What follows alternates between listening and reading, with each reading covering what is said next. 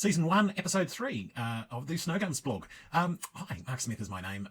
Look, we just posted our video on the big chainsaw massacre, tree massacre, well, really following a snowstorm. And a number of people have asked us, well, how much snow was there and can we see any pictures? So actually, I can't say that I took this video. I wasn't here. I was here right in the aftermath and saw the destruction. But look, I do have this video. So have a look at the at this beautiful setting. It's taken here at Snowgums Retreat up at Orange, well, at Nashdale, Mount Canobolas at Orange. And it was taken, I think, on about the 14th of June or thereabouts. 14th, maybe 12th, maybe about the 12th of June, maybe 13th, give or take there. So somewhere in that vicinity. Anyway, enjoy. And if you've got any questions, you can instant message us at snowgumsretreat.com. Bottom right-hand corner, there's some instant chat tools there.